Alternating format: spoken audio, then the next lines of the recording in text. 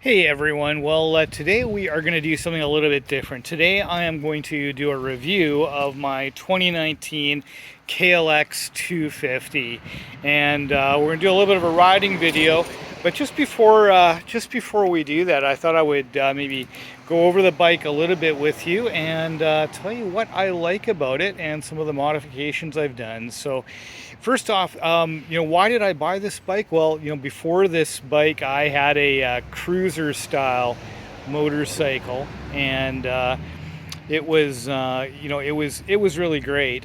But I'd had dirt bikes in the past, and I'd really missed not having a dirt bike. So that was really my initial reason for picking this up. But I no longer have the cruiser motorcycle. Although, as a lot of you know, I do have the Triumph.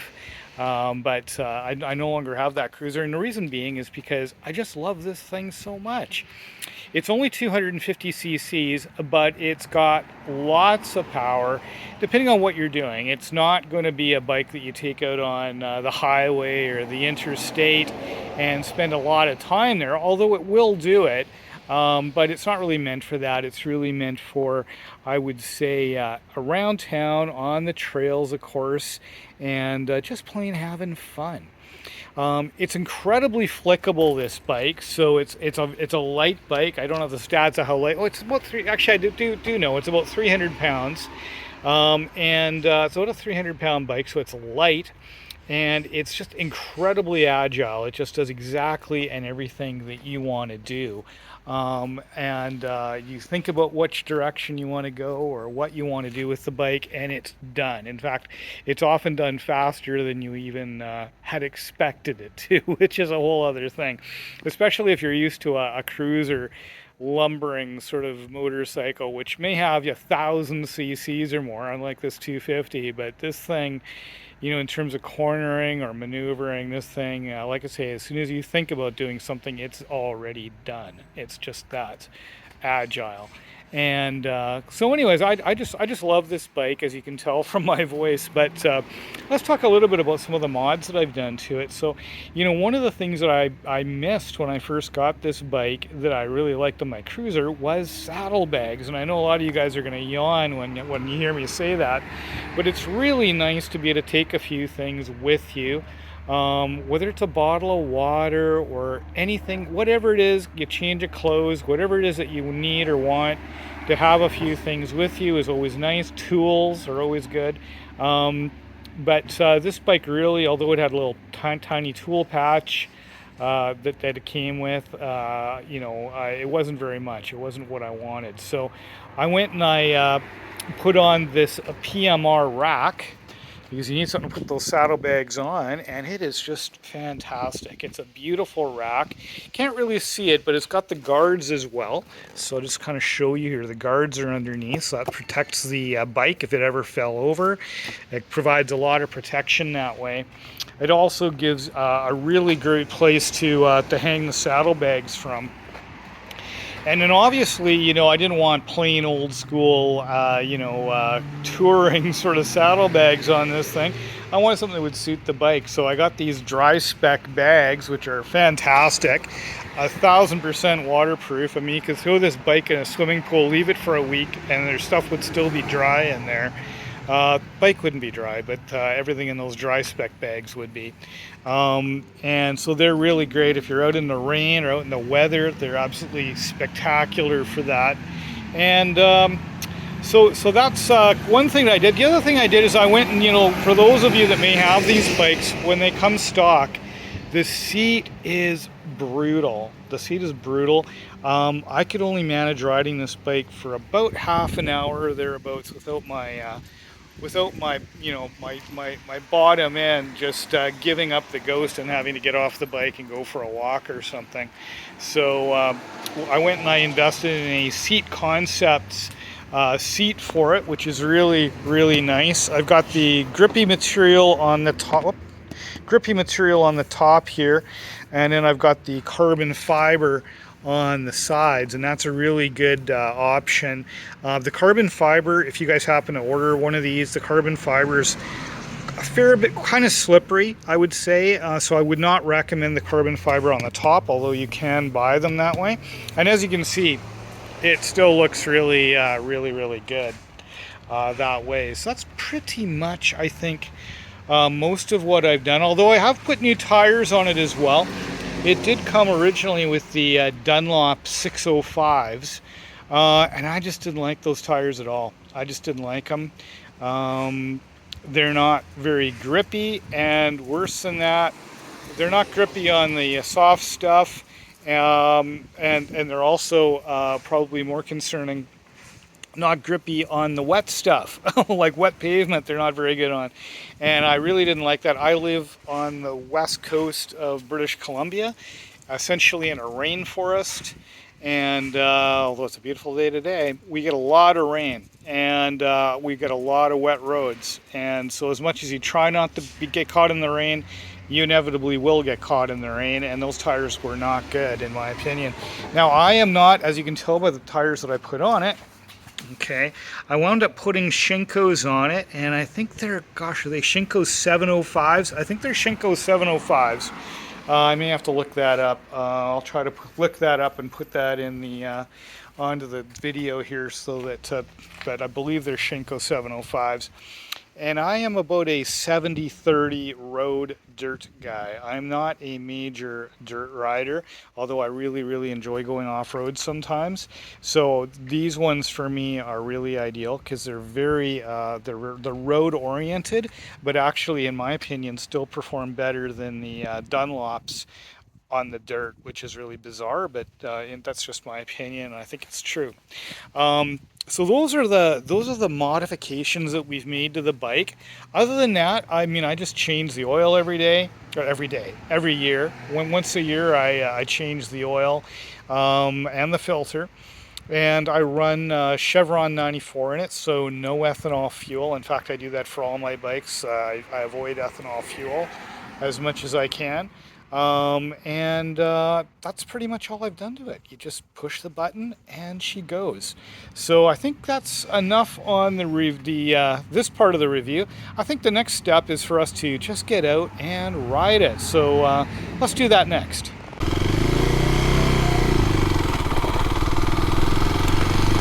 Okay guys, so we're out on the KLX 250 that I purchased it back in 2019. We're going to give these girls a very wide berth because they're just out having some fun like we are.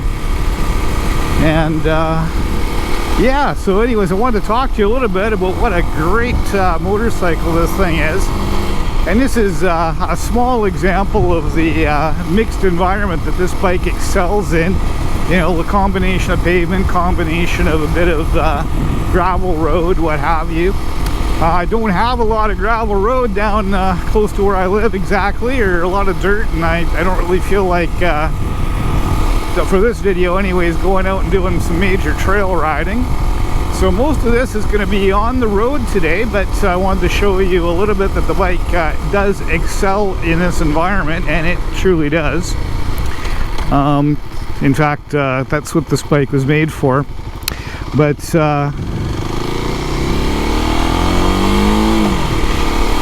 yeah, let's talk a little bit about the KLX and what I like about it. So first off, you know, it's got lots and lots of pep. I mean, it's only a 250, but it's got lots of pep for a, you know, and I would say that it's comfortable up to about, I would say 100 kilometers an hour, 60 miles an hour. This bike is very happy. It will go faster than that. I believe the top speed is listed at about 110 or something like that. Kilometers an hour, or about 70 miles an hour. But it's not, you know, in my view, it gets pretty buzzy up and around that level. It will do it, and if you have to do it for a period of time, no issue.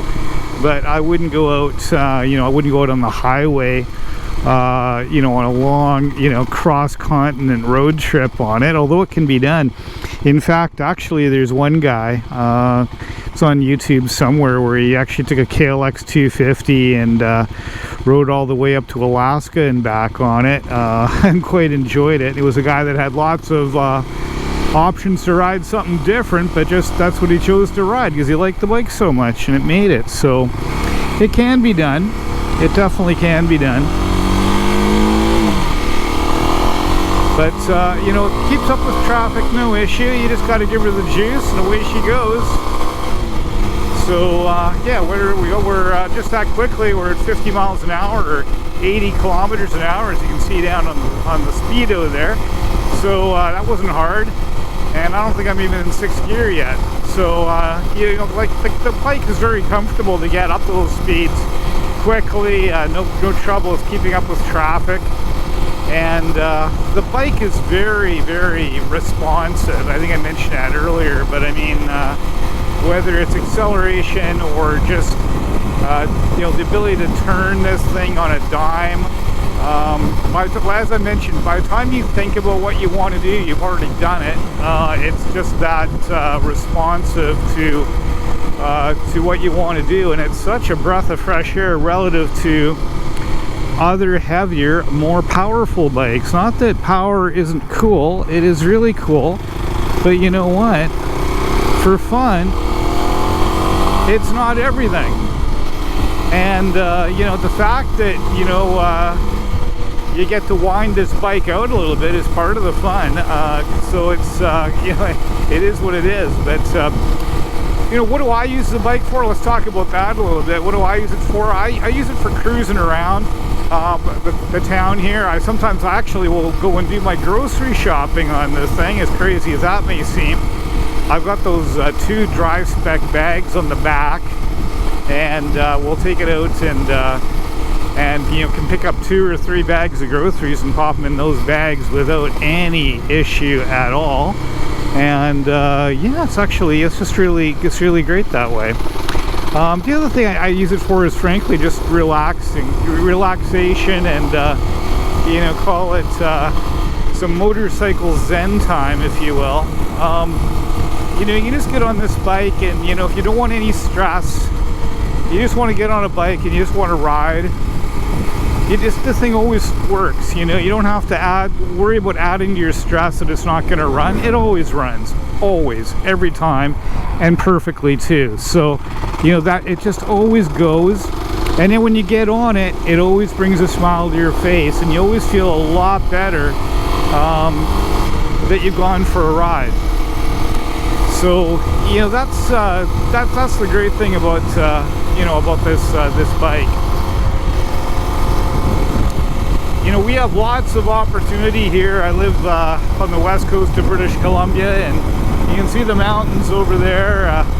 We have a ton of off-road opportunities here. We have a lot of Forest Service roads and a lot of other areas where you can just literally go and get literally lost in the mountains and the wilderness. And this KLX is exactly the thing to do it on. And there we go. Hey, we found a little bit more dirt road. How about that? This is them doing some road work, I guess.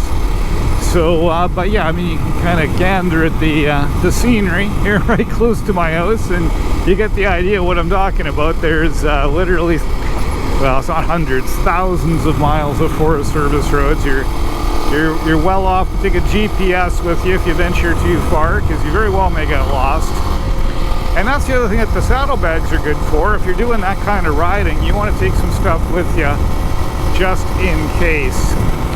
I'm a be prepared kind of guy, which I guess means some might consider that just a scaredy cat. But as an old Boy Scout, I'm a be prepared kind of guy. So I bring a few things with me when I take those kinds of adventures, and I'd recommend others do that too. So yeah, guys pulling a big boat. If we get far enough down this road, we'd end up at Pitt Lake, so that's clearly where he was coming from. And but yeah, another beautiful evening out here, mid-August here in beautiful British Columbia. For those that don't know, that's what our license plates say, and it's pretty true. It says beautiful British Columbia on the plates. And but if you notice, it looks a little bit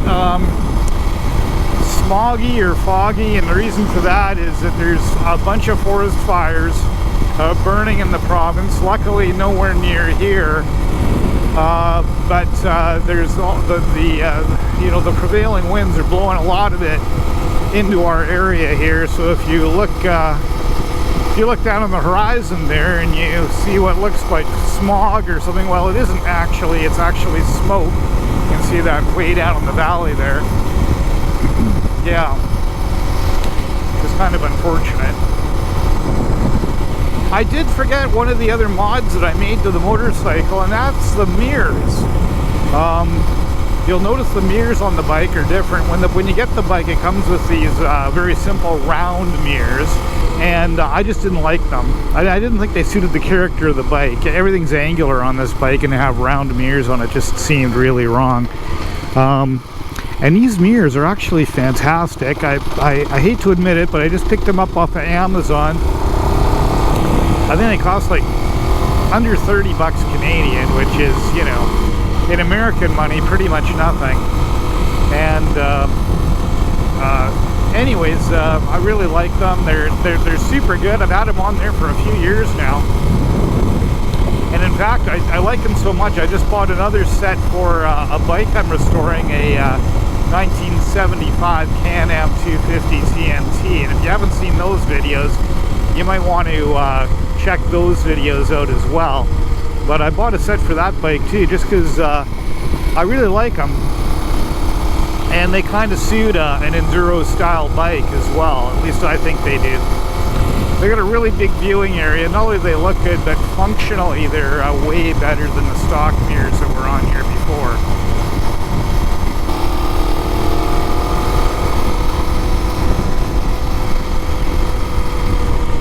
You know, one of the great things about this bike is just, you know, I mentioned how well it just maneuvers. You know, it just goes around corners like it's nothing.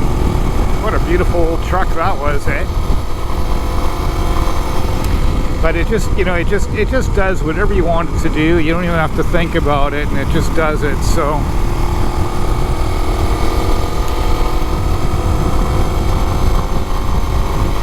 it's really, really a great bike. I can't say enough about it. The other thing it's got, of course, is fuel injection. You know, all of my, I wouldn't say most, but all of my other bikes are carbureted. Most of my bikes are collector bikes and that sort of thing, and you know, there's constant fiddling with them, and that has its own benefits, of course. But you know, again, just in terms of stress-free riding, it's you know, having fuel injection is just fantastic. It just plain works. You know, it's amazing. Really, really great.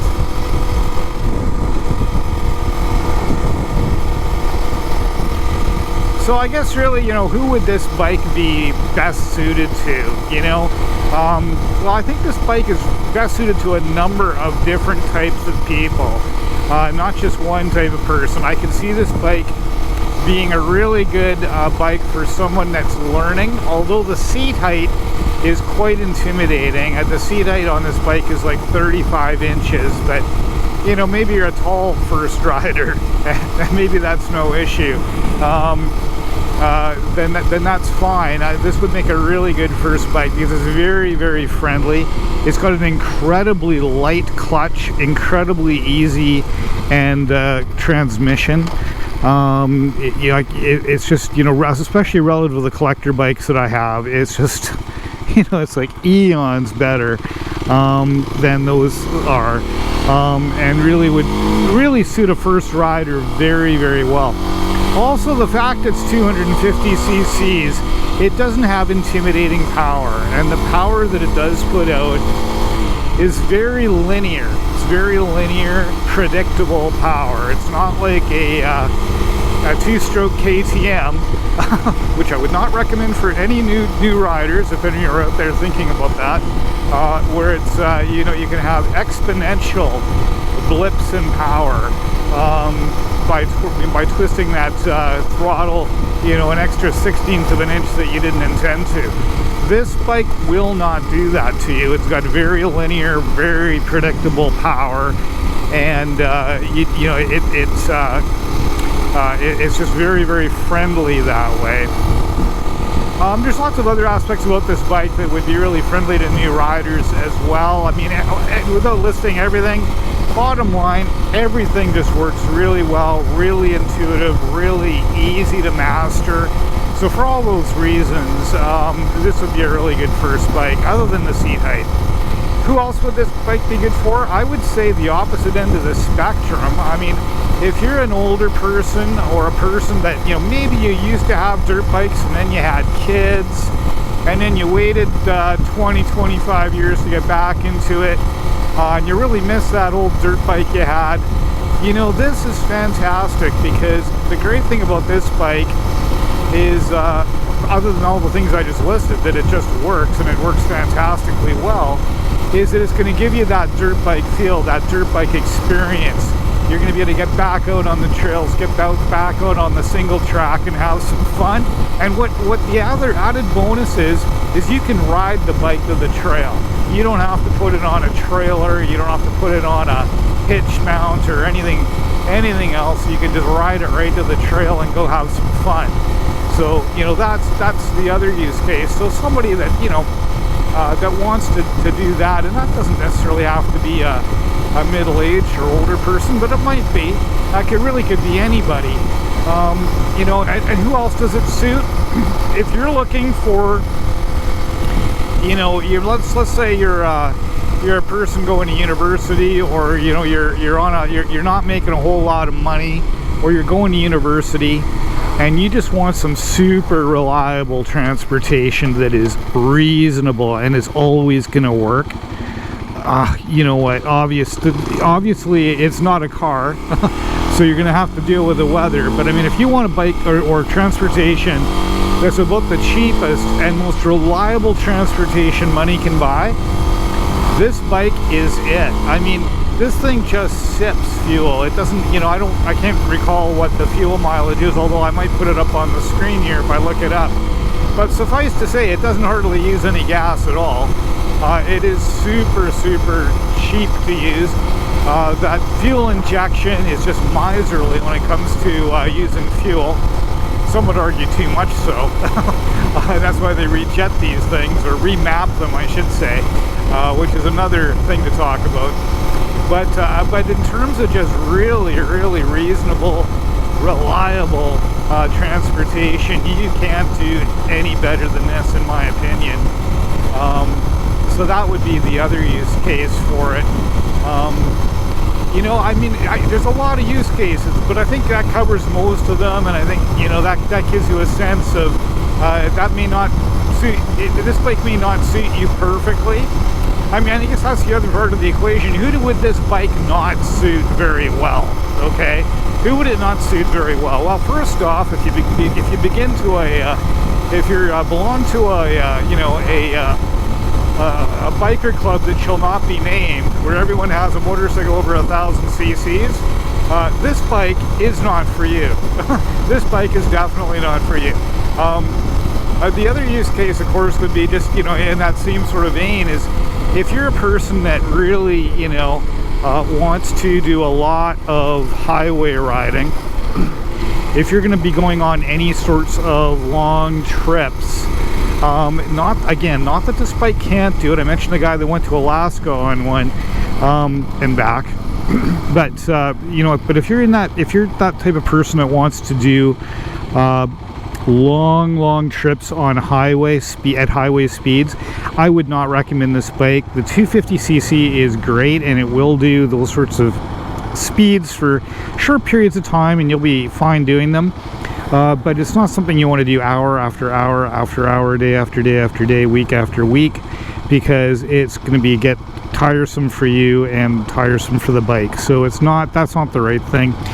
The other thing, if you're a serious adventure rider, again, I mentioned a person going to Alaska, these are outliers, but if you're a serious adventure rider, again, this bike is not sufficient to do those types of major, you know, weeks-long you know, adventure touring type of rides.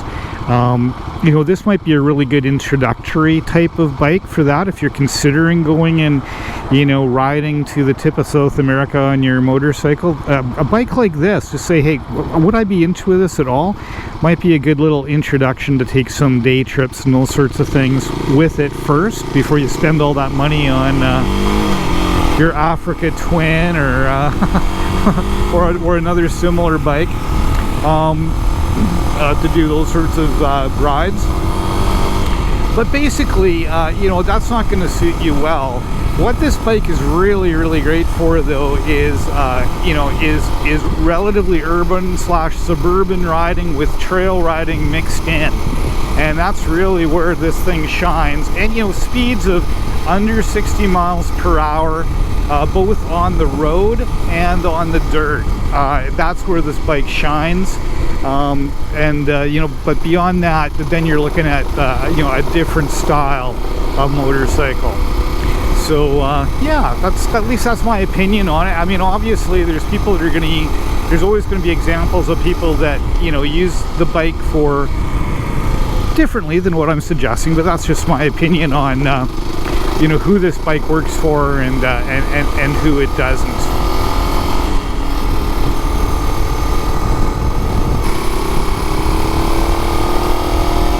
Alright, let's make it go red. Oh, good. Whenever I see one of those signs, I just, yeah, I don't, forgive me, but if I get green numbers, I'm really not happy. Anyways, the other things that's really great about, I mean, I've already talked about this bike, you know, I don't think it said anything bad about it, but the other thing that's really good on this bike are the brakes. They're just fantastic. You know, the bike only weighs about 300 pounds, and it's got front and rear disc brakes on it. Just fantastic. They have, you know, just the right amount of and balance between the front and rear brake. Obviously, a lot of thought has gone into this bike. The other thing is the suspension. Now, this is one thing that I've not done a lot of myself. I've tweaked the suspension a little bit, but on the KLX here, it's got upside down forks on it for one thing, and everything on the bike is for the most part adjustable, so you can adjust your preload and those sorts of things. And forgive me if I get some of these terms wrong, because frankly I've not done it too much, but I do know that the bike suspension is fully adjustable on the thing. So if you're one of those people especially that really wants to tweak it for you know, whether it's a lot of off-road riding, or conversely, just because maybe you're a heavier person or a lighter person and you need to tweak the suspension a little bit, for those reasons, just know that the bike will do it. There's a full explanation of it online. I did go through that a little bit when I first got the bike, and I did set the bike up the way I like it for myself,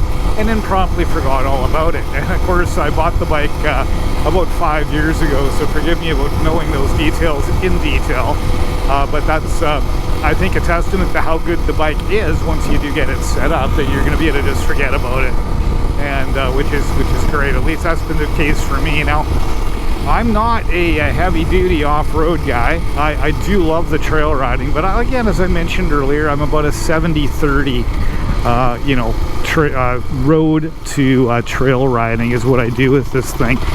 So you know, that's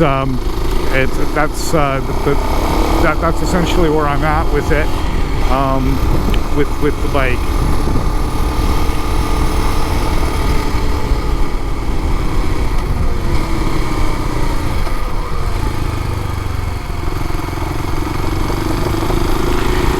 Now, in terms of reliability with the bike, I think I may have alluded to this earlier, but in terms of reliability, you know, I've had the bike 5 years, and you know, I ride it all the time, and I've literally had no issues with it, literally nothing. I do all my own maintenance, and I you know, I just change the oil and the filter and the usual things. You know, it is a water-cooled bike as well, so you know, obviously the coolant and those sorts of things, all the obvious basic stuff. But I've never actually had a problem with the bike. which is really, you know, I guess a little surprising. Maybe it's not surprising.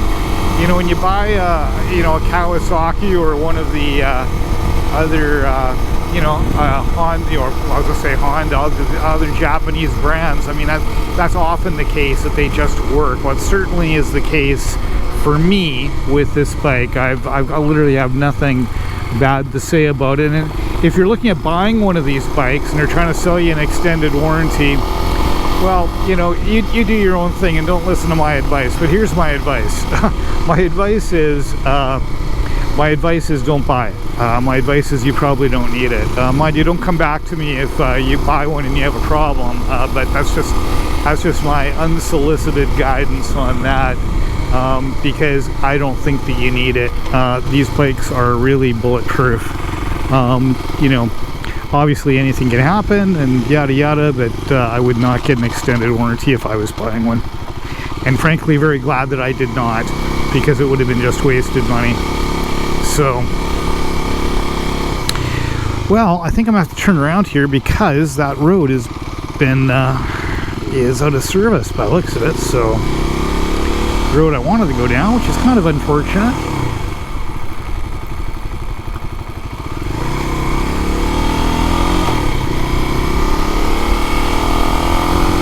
Okay guys, well, you know what, I think we're going to wrap her up here pretty quickly. As you can tell, I'm giving the KLX 250 5 stars. Absolutely 5 stars. Just an amazingly great machine, and I can't say enough good things about it. I just love riding the thing, and I know if you get one, or if you have a chance to ride one, I think you should. I think you should. So anyways, I just want to go and thank everybody for watching this far. And please do subscribe. You know, I could really use some more subscribers. And subscriptions, if you don't know, don't cost anything.